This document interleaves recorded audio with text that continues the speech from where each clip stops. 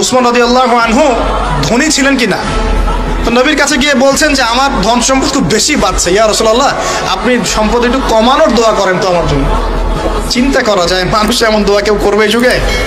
আচ্ছা, নবী সাল্লাল্লাহু আলাইহি ওয়াসাল্লাম বললেন তুমি উটের পিঠে গাধার পিঠে খাওয়া দাওয়া করো, ঠিক আছে, খাওয়া দাওয়া করো। তো তিনি খাওয়া দাওয়া করেন।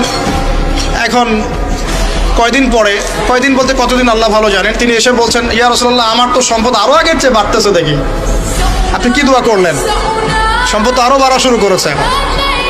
তখন তিনি বলছেন যে তুমি যখন খাও তখন তোমার হাত থেকে যদি খাবার পড়ে যায় তুমি কি করো? তিনি বলেছেন আমি আমার হাত থেকে খাবার যদি পড়ে যায়, একটা দানাও যদি পড়ে যায়, আমি উটের পিঠ থেকে নেমে সেই খাবারটাকে তুলে পরিষ্কার করে তারপর খাই। উসমান রাদিয়াল্লাহু আনহু এত ধনী মানুষ, তিনি প্রতিবেলায় 100 মানুষকে খাওয়াতে পারেন, কোনো সমস্যা নেই। তিনি একাই তাবুকের যুদ্ধে 30,000 সৈন্যের দায়িত্ব নিয়েছেন। 30,000 সৈন্য 3 মাস যাবে, তার যাত্রা বিরতি করবে, খাবে দাবে, তাদের ঘোড়া অস্ত্রশস্ত্র সব দায়িত্ব একজন ব্যক্তি বহন করেছেন, উসমান রাদিয়াল্লাহু আনহু। কত বড় ধনী আপনি চিন্তা করেন। উনার মতো ধনী কোনো পররাষ্ট্রমন্ত্রীও নাই পৃথিবীতে এখন, কোনো বিশ্ব নেতাও নাই ওনার মতো ধনী, এখন কেউই নাই। আর উনি কিন্তু তার এই ধন সম্পদ সুদের মধ্য দিয়ে অর্জন করেন নাই, তার ধন সম্পদ দুর্নীতির মধ্য দিয়ে অর্জন করেন নাই। তার ধন সম্পদ তিনি কিন্তু এই যে অন্যের সম্পদ অন্যায়ভাবে দখল করে অর্জন করেন নাই। তিনি সম্পদ অর্জন করেছেন বৈধ পন্থায়, হালাল ব্যবসা করেছেন নাকি না?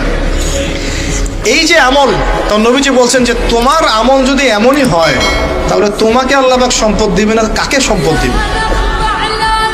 মানে তুমি আল্লাহ পাকের যে সম্পদ রিজিকের যে শুকরিয়া আদায় করো, কৃতজ্ঞতা প্রকাশ করো যে আল্লাহ আমাকে ভালোবেসে রিজিকটা দিয়েছেন, আমার হাত থেকে পড়ে গেছে, আমি তুলে খাই। এই যে আল্লাহ পাকের নেয়ামতের প্রতি তোমার যে শ্রদ্ধা, যে সম্মান, এর শুকরিয়া স্বরূপে আল্লাহ পাক তোমাকে এরকম সচ্ছল বানাই দিচ্ছেন, আর তো কিছু করার নাই। তো উসমান রাদিয়াল্লাহু আনহুর মতো ধনী হতে কোনো সমস্যা আছে? তিনি কৃপণ ছিলেন না, তিনি আল্লাহ পাকের নেয়ামতের শুকরগুজার ছিলেন। ভুল ব্যাখ্যা নেবেন না, তিনি আল্লাহ পাকের নেয়ামতের শুকরগুজার ছিলেন। আমরা আল্লাহ পাকের নেয়ামতের শুকরিয়া আদায় করবো ইনশাআল্লাহ, এবং যা রিজিক আল্লাহ আমাদেরকে দিয়েছেন এতে সন্তুষ্ট থাকবো ইনশাআল্লাহ, এবং হালালভাবে চলার চেষ্টা করব।